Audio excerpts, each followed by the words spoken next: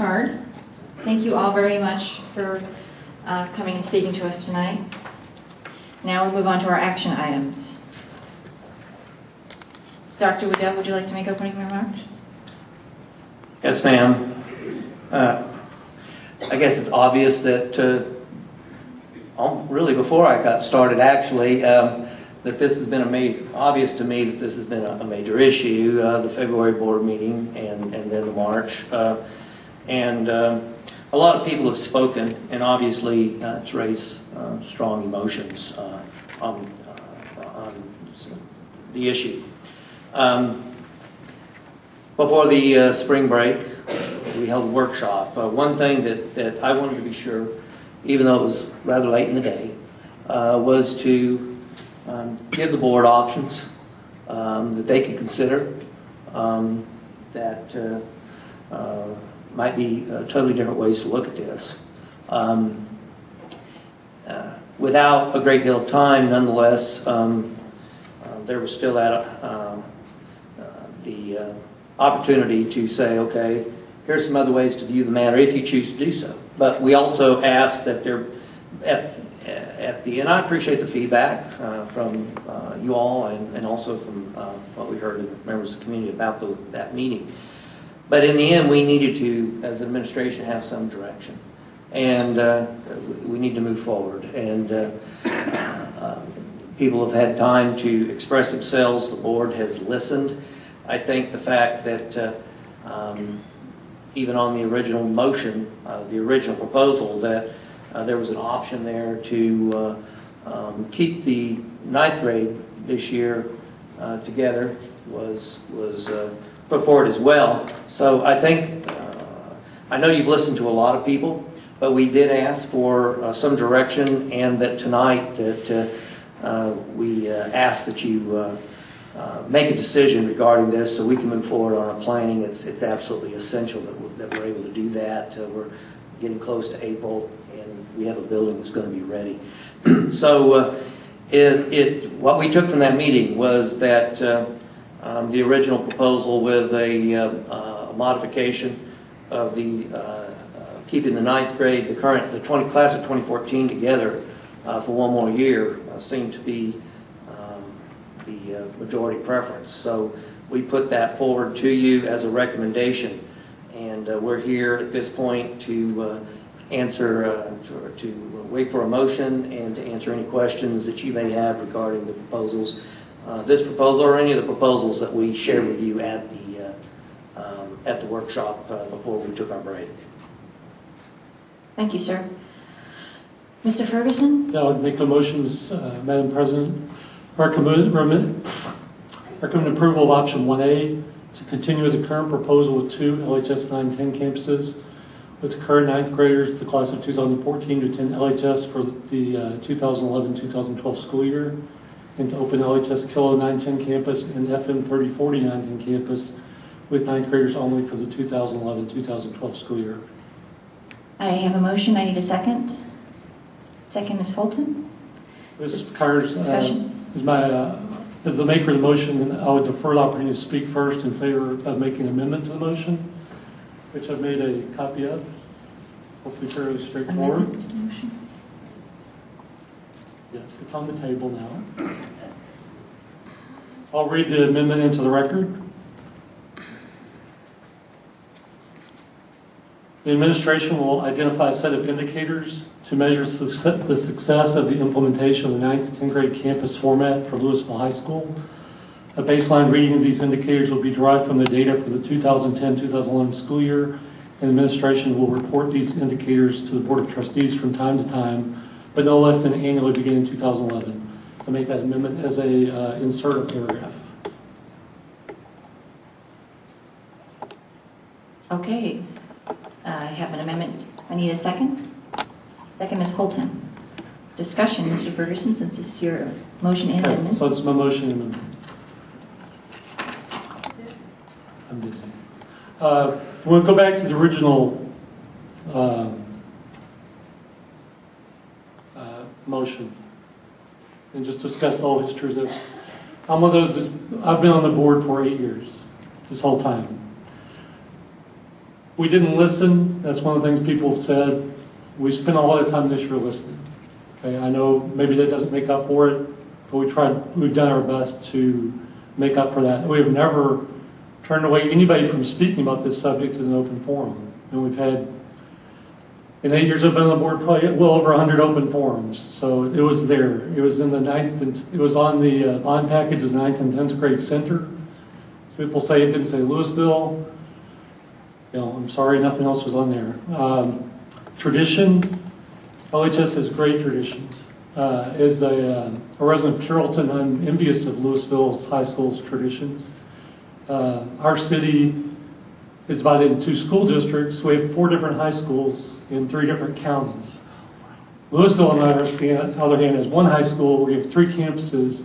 What a great tradition this community has. What a great opportunity to continue to build on that. But something that people keep bringing up that does concern me about this plan is the talk of dividing the community. Obviously, it's not our intent to divide the community.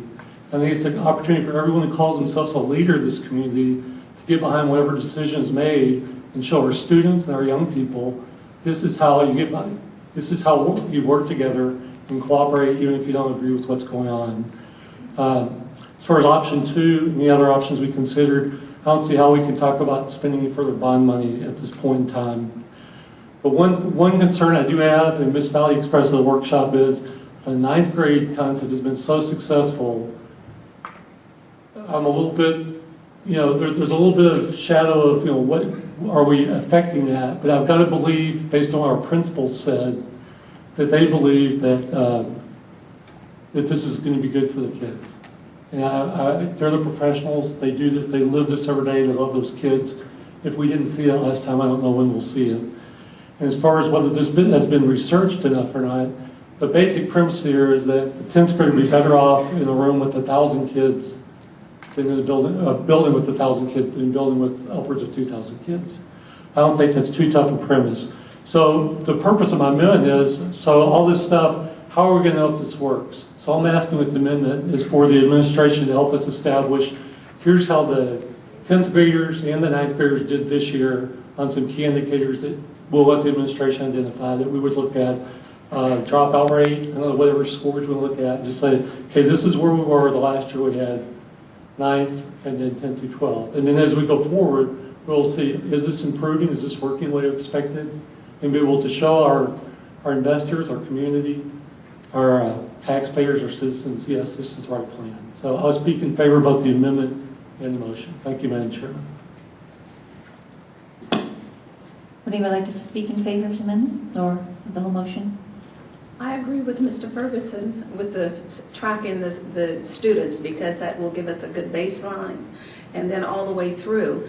And one of the premises for doing this was because of the number of students that we lost from 9th grade through 12th grade. And this will give us an idea of how many of those kids will be more successful. This has been one of the hardest, but I think that hearing the administration the other night in the workshop, their passion and their commitment to education and to the they are truly committed to excellence, and I know that they will make it work for these students. So I have the utmost faith in all of them, and I'm sure that this will be the best for our students at this time. Ms. Fulton? Speaking only in favor of the amendment, which is what is on the floor at the moment, I too would be in favor of this amendment, and for the reasons that have been stated, but as well, I don't think it would ever be anyone's intent for this to adversely affect the average or the above average academic student in our endeavor to serve a challenged population.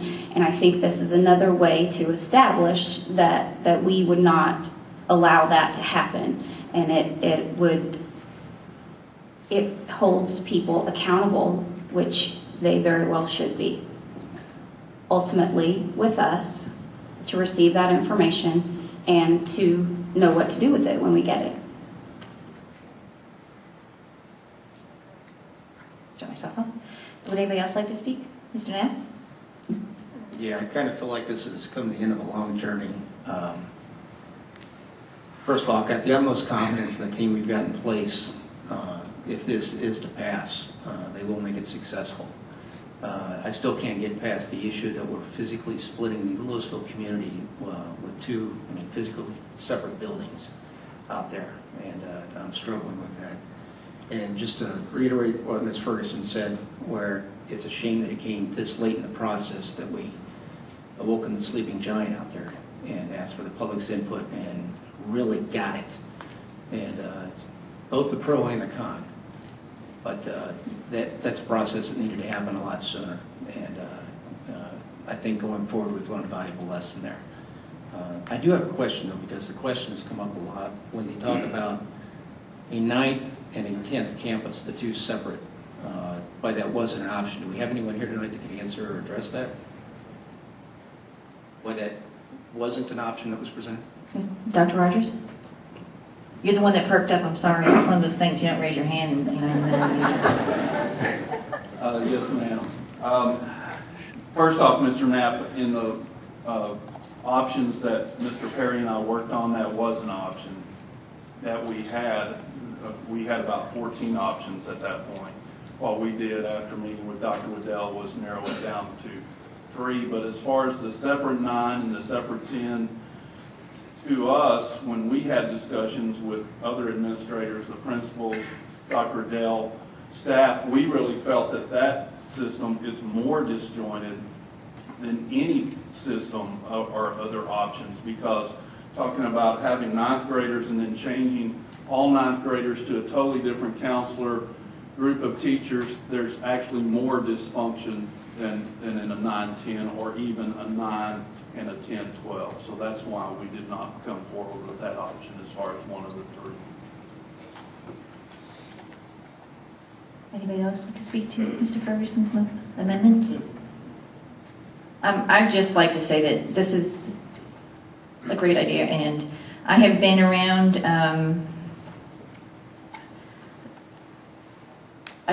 Delay, and the staff there, and I can just say the staff there lives and dies by their kids' successes.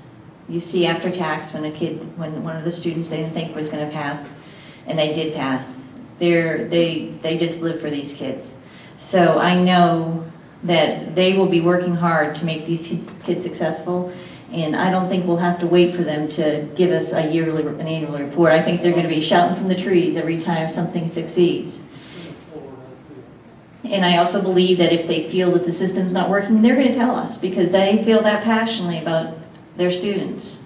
So this is, I agree with it, this is good. So I don't think I'll have a problem with that. Okay, does anybody else want to speak to the amendment?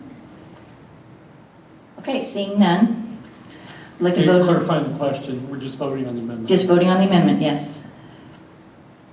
Okay, all in favor of the amendment? Well, yeah, vote on the amendment, then we'll vote on the original motion. That's how, you have to work backwards. Okay. All in favor? That is unanimous. Okay, now back to the original motion made by Mr. Ferguson and seconded by Mrs. Fulton. Would anybody like any further discussion on that? We've had a lot. As the maker of the motion, I have no further. No further? Anybody else have any? Seeing none? Oh, there you go. Okay. I thought Julie was going to say something. You moved your hand. I sound like a broken record. I feel like a broken record. I feel like a record that's been thrown out and run over a couple of times after the last several weeks.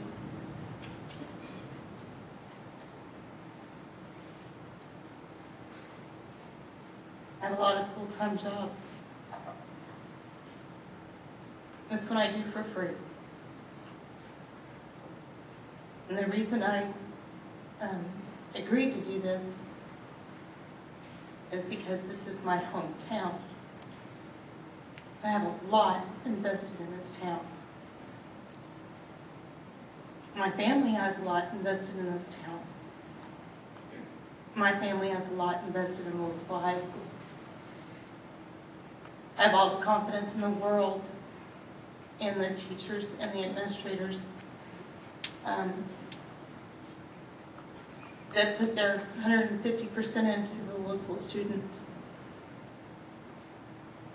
And it's for that reason that the dropout rate has gone down the last 3 years at a steady rate. There's only 2 other districts in the state of Texas that have a 9-10 campus. And those 2 districts made those 9-10 campuses because they were overcrowded, not for academic reasons. The voters did vote on the bond package. And when you tally those votes, the residents of Louisville voted that bond package down. That bond package was passed by the voters in Flower Mound who gained a football stadium prior to their 9th grade campuses. $50 million is a lot of money to spend on a building for a small group of kids in our district. I was excited by the option that Dr. Waddell gave out for a college readiness campus that would benefit everyone in our district. I might even be able to swallow this if we had all of our 9th and 10th graders at one campus. The M&O budget is our budget that we're concerned with. That's the budget that we're going to have difficulties with. Things that come out of M&O budget are things like lights, insurance, water, gas, lawn service, teacher salaries. And that's where our costs are going to increase by opening an additional campus. Lots of school districts in the state that aren't opening campuses just to save some M&O money.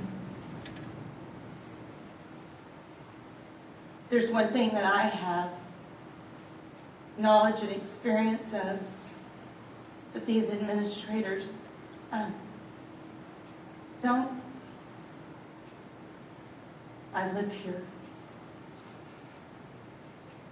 I own a business here. I shop here. I raised kids here. A long time ago, I learned this saying, farmer pride isn't something you understand from the outside looking in. So if you're on the outside trying to look in, you're not going to get what people are trying to tell you.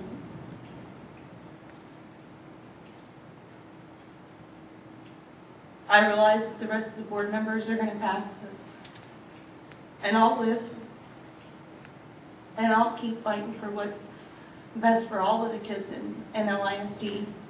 And I hope that we are able to put together a real plan for our district, a real facilities plan, that we can put a prioritization to those items we had in that bond package, so that we do put education first and not necessarily athletics. I really, really appreciate the one good thing that has come out of this. And the good thing is, people of Louisville are awake, and they're involved. And that's probably the best thing that could happen for Louisville. So I can't support this, but I do support our administrators, Mr. Plunkett, Ms. Flores. I lost you, can't see you because Kevin Rogers' head's too big. Brad Burns. You know where my heart and my gut is. I will always back y'all. Don't let me down. Thanks.